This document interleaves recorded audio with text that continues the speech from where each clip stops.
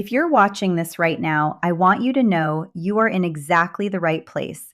I'm Dr. Fernanda Oliveira, a board certified urologist, and for over 15 years, I have been working with men over 50 to help them reclaim their energy, their strength, and yes, their confidence, naturally, without expensive medications, and without feeling like something is permanently broken. On this channel, I share the kind of honest, practical, science based guidance I give my own patients every single day. So if no one has told you the truth yet, I'm going to tell you right now. And I want you to stick with me because what I'm about to share genuinely surprises most men when they first hear it. So let's talk about something that sounds almost too simple: water. Specifically, why water alone after the age of 50 may not be doing what you think it's doing for you. My dear friend, if you are already doing everything right, drinking your 8 glasses a day, trying to stay active, watching what you eat, and you are still waking up tired, still feeling that afternoon fog, still noticing that your hands and feet feel cold, or that your energy just isn't what it used to be, you are not imagining it. And there is nothing wrong with your willpower or your effort. I see this every single day in my practice. Men who are genuinely trying to take care of themselves and still feeling like their body isn't cooperating. And the answer, more often than you'd expect, comes down to one tiny overlooked gap in their hydration routine. Now, I know what you might be thinking. Doctor, I drink plenty of water, and I believe you. But here is what most doctors simply don't take the time to explain, and I want to change that today. After 50, your body's relationship with water quietly changes. It's not dramatic, it doesn't happen overnight, but it is real and it matters. Your kidneys, which are responsible for regulating how your body holds on to and releases fluids, begin to work a little differently with age. They become less efficient at conserving certain minerals, and those minerals, as we'll talk about in just a moment, are absolutely essential for how your cells actually absorb and use the water you drink. So you could be drinking a perfectly reasonable amount of water every day, and your body could still be running on a kind of low-grade dehydration at the cellular level. Not because you aren't drinking enough, but because the water isn't getting where it needs to go. I had a patient, a wonderful man in his early 60s, retired teacher, very health conscious. He was drinking 8 full glasses of water every day without fail. And yet he was coming to me with persistent afternoon fatigue, cold hands and feet, and this general sense of sluggishness that he couldn't shake. He said to me, "Dr. Fernanda, I'm doing everything I'm supposed to be doing." And he was right. But the real issue wasn't the amount of water he was drinking. It was what his water was missing. Think of it this way. Imagine your circulatory system as the plumbing in a house. Good pipes, well built, but over time, the pressure and the flow change. The water is still there, but without the right conditions, the system doesn't run the way it should. That's a lot like what happens in the body when hydration becomes mineral poor. The water is present, but the efficiency drops. And this is where I want to start talking about something that most general health conversations overlook entirely: the role of minerals in hydration. Not fancy supplements, not expensive powders. I'm talking about trace minerals, the kind that your grandfather's generation got naturally from less processed food and water. Minerals like sodium, potassium, and magnesium, and I promise we are going to talk about each of these, that help your cells draw water in, hold it, and use it for energy and circulation. Research has shown that mild electrolyte imbalance, which simply means a quiet deficiency in these minerals, becomes increasingly common as men age past 50. And here's what's important. Even a mild imbalance can affect how you feel. We're not talking about dangerous hospital-level deficiencies. We're talking about subtle, day-to-day depletion that contributes to fatigue, brain fog, reduced circulation, and that general sense that your body is just running a little slow. Now, let me tell you about what's happening inside your blood vessels specifically, because this is where everything connects, and this is the part that genuinely surprises most of my patients. One of the most important molecules in your body for healthy circulation is something called nitric oxide. If you haven't heard of it, let me explain it simply. Nitric oxide is a signaling molecule. It's produced naturally inside the walls of your blood vessels, and its job is to tell those vessels to relax and open up. When nitric oxide is working well, blood flows freely. Oxygen and nutrients get delivered efficiently to your muscles, your brain, your organs. You feel warm, alert, energetic. Think of nitric oxide like the traffic management system on a busy highway. When it's working, extra lanes open up, traffic flows, everything moves. When production drops, you get congestion. Blood flow slows down. And that congestion shows up in your body as fatigue, cold extremities, slower mental focus, and yes, for many men, it's also connected to changes in intimate performance, which I know many of you are experiencing and feel uncomfortable talking about. There is no need to feel embarrassed about that. Millions of men over 50 are going through exactly the same thing, and it is a biological reality, not a personal failure. Here's what's critical to understand. Nitric oxide production naturally declines with age. After 50, your blood vessels simply don't produce as much of it as they used to. And what most people don't realize is that your hydration and your mineral levels are directly connected to how well your body can support this process. When electrolytes are low and cellular hydration is poor, the environment your blood vessels need to function well is compromised. So it's not just about drinking more water, it's about drinking smarter, giving your body the right conditions to do what it's actually designed to do. And this is where one simple addition, something you can find in any kitchen, something that costs almost nothing, can start to make a real, noticeable difference. A small pinch of natural sea salt added to your morning water. Now, before you think that sounds strange, let me be clear about what this is and what it isn't. This isn't about making your water taste salty. It isn't about adding more sodium in a harmful way. It's about restoring the trace minerals your body needs to actually use the water you're drinking. Water fills the tank, but minerals help the engine run. That's the analogy I use with my patients, and it clicks immediately. A retired gentleman in his late 50s, someone I'd been seeing for over a year, made this one small change to his morning routine. Just mineral-supported hydration, first thing in the morning. Within a couple of weeks, he came back and said, "Doctor, I don't know what I did differently, but I'm actually waking up feeling like myself again." That's the kind of thing I hear more than you might expect. Small, simple changes, grounded in real physiology, that actually move the needle. Now, I want to pause here for just a moment because I think it's important to be honest with you. Everything I share on this channel is meant to be educational. It's the kind of practical guidance I give in my office, but it is not a substitute for your own medical care. If you have serious symptoms, if something is significantly wrong, please see a urologist or your doctor. What I offer here is science-based support for everyday well-being, not a replacement for professional evaluation. I just want to be clear about that because I respect you.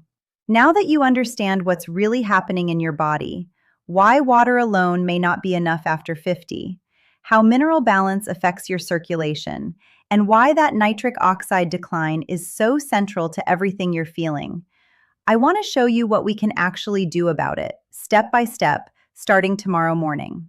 But before I do, there's something I need to tell you first, because there are several common mistakes that men make, habits that actually seem healthy on the surface that can completely cancel out the benefits of everything I've just described. And one of them, I promise you, is something most men do within the first 30 minutes of waking up every single day. So let's talk about that first mistake, because I want you to understand this before you try anything else. Otherwise, you might do everything right and still wonder why you're not feeling the difference. Many men, especially health-conscious men over 50, wake up in the morning and immediately drink 1 or 2 large glasses of plain water. And look, I understand the logic. You've been asleep for 7 or 8 hours, you haven't had any fluids, and you want to rehydrate. That instinct is good. The intention is absolutely right. But here is the problem. When you flood your system with a large volume of plain water first thing in the morning, before you've eaten anything, before your body has had a chance to reestablish its mineral balance from the night before, you can actually dilute the electrolytes that are already in your bloodstream. And when that happens, your cells become less efficient at absorbing the water you just drank. You've hydrated on paper, but your body hasn't actually received the benefit. This is something I explain to patients constantly, and the reaction is almost always the same. They look at me and say, "But doctor, I thought more water was always better." And I tell them, more of the right water is better. There's an important difference. So the fix here is simple. Instead of 2 large glasses of plain water the moment you wake up, start with 1 glass, roughly 350 to 400 milliliters, and add just a small pinch of natural sea salt. Not table salt, which is heavily processed and stripped of trace minerals. Natural sea salt or Himalayan pink salt, which retain a broader range of the minerals your body is looking for. Then squeeze in half a tablespoon of fresh lemon juice. The lemon adds a natural source of potassium, it supports your body's pH balance in the morning, and it brings a brightness and freshness that honestly makes the drink something people look forward to. And if you'd like, you can add just half a teaspoon of raw honey, not for sweetness, but because raw honey carries its own trace nutrients and antioxidants that complement the rest. Drink this within 30 minutes of waking up, before coffee, before anything else. And I know that sounds like a small thing, but remember, we are talking about the difference between water that passes through your system and water that your cells actually absorb and use. That is not a small thing. That is the foundation of everything else. Now, let me talk about the second mistake, because this one is connected to something that goes far beyond hydration, and that is inflammation.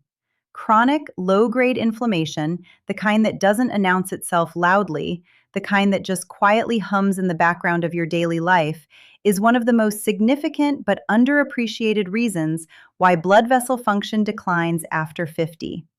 When your vessels are inflamed, even mildly, they become less flexible. They have a harder time responding to the signals that tell them to open and relax. And as a result, circulation suffers, energy suffers, and that whole downstream cascade of symptoms I described earlier, the fatigue, the coldness in the extremities, the sluggishness, becomes harder to reverse. The good news is that your diet gives you a powerful tool here, and one of the simplest, most accessible anti-inflammatory ingredients available to any of us is fresh ginger. Half a teaspoon of fresh grated ginger steeped in warm water or added to your morning tea can make a genuine difference in vascular health over time. Ginger has been studied specifically for its effects on circulation and its ability to reduce inflammatory markers in the blood. I'm not asking you to overhaul your entire diet. I'm asking you to add one small, affordable, genuinely powerful ingredient to something you're probably already drinking. That's the kind of change that actually sticks, because it's realistic.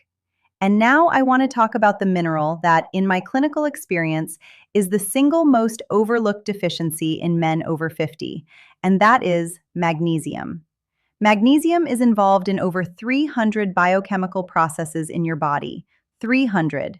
It plays a role in muscle function, nerve signaling, blood sugar regulation, sleep quality, and, critically for what we're discussing today, the relaxation of blood vessel walls. When magnesium levels are adequate, blood vessels can dilate properly.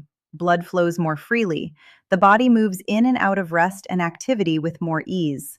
When magnesium is low, and I want to be honest with you, mild magnesium deficiency is surprisingly common in men over 50, partly because of dietary gaps and partly because certain medications that are frequently prescribed in this age group can deplete it. The result is often tighter vessels, poorer sleep, more muscle tension, and that relentless fatigue that no amount of rest seems to fix. Now, I'm not here to tell you to go out and buy 20 different supplements, but if there is one I do mention to patients regularly, it is magnesium glycinate, taken at night. The glycinate form is gentle on the stomach and is one of the most bioavailable forms available, meaning your body actually absorbs and uses it well. 200 to 300 milligrams in the evening is a range I discuss with many of my patients, and I hear back, consistently, that within a couple of weeks, sleep deepens, morning energy improves, and that background tension in the body starts to ease. Now, please do speak with your own physician before starting any supplement because your individual situation matters and your doctor knows your full picture. But I want you to know that this exists and that it is worth asking about. The fourth mistake I see constantly, and this one is so easy to overlook because it feels like rest, and rest feels like a good thing, is sitting for long periods of time, particularly after meals. When you sit for an extended time after eating, circulation to your lower body slows significantly. Blood glucose metabolism becomes less efficient. And over time, this contributes to vascular stress in a way that compounds everything else we've talked about today. The fix is almost embarrassingly simple. Walk for 10 minutes after meals. Not a power walk, not a gym session, just a gentle, easy 10-minute walk. Think of your body's circulatory system the way you'd think of a pump. When you move, you activate that pump. Blood moves, lymph moves, your metabolism stays engaged. When you sit still for hours, that pump slows and everything downstream slows with it. 10 minutes. That's all I'm asking. Now, I want to bring all of this together for you because I know that sometimes when you hear several recommendations at once, it can feel overwhelming. And the last thing I want is for you to feel overwhelmed because that's usually when people do nothing. So let me make this as simple as possible. Your morning starts with one mineral-supported glass of water, sea salt, lemon, optional honey, within 30 minutes of waking. That's your foundation. At some point during your day, whether it's with morning tea or alongside lunch, you include a little fresh ginger, half a teaspoon, warm water, done. In the afternoon, you make a point of moving after meals. 10 minutes, no equipment required. And in the evening, you support your body's recovery and vascular relaxation with magnesium, a conversation to have with your doctor if you haven't already. That is the full routine. 4 simple things, none of which require a prescription, none of which are expensive, none of which demand a dramatic lifestyle overhaul. And yet, when these habits are practiced consistently, day after day, the effects compound in ways that genuinely surprise people. My dear friend, I want you to hear this clearly. Your body still has a remarkable ability to respond when you support it properly. I see this every single day in my practice. Men in their late 50s, their 60s, their early 70s, who assumed that the way they felt was simply the new normal, who made changes like these and came back to me months later looking and feeling like different people. Not because of something extreme, because of something consistent. One patient, a man in his early 60s who had been dealing with afternoon energy crashes for years, came back to me after 2 weeks of following a routine very much like this one. He sat down, smiled, and said, "I forgot what it felt like to make it through an afternoon without needing to lie down." That is not a small thing. That is his life, changed. And it started with a pinch of sea salt and a little lemon juice in a glass of water. I want that for you. You deserve to feel well. You deserve to have energy in the afternoon, to wake up with some real vitality in the morning, to feel like your body is on your side rather than working against you. And none of that is out of reach. Not at 50, not at 60, not at 70. So here is what I'd like you to do. Start tonight. Not next Monday, not after the weekend, tonight. Set out a glass, a pinch of sea salt, and a lemon on your kitchen counter so that when you wake up tomorrow morning, the first thing you see is a reminder. One glass. One small, mineral-supported, circulation-friendly habit. That is where it begins. If this resonated with you today, please leave a comment below and tell me, are you going to try this tomorrow morning? Write, "I'm trying this tonight," and let me know you're with me. And if you haven't subscribed yet, please do, because every week I bring you this kind of honest, practical, science-based guidance specifically for men over 50. And I don't want you to miss what's coming next. My friend, thank you for being here. Thank you for caring about your health. Now go set that glass out, and I will see you in the next one.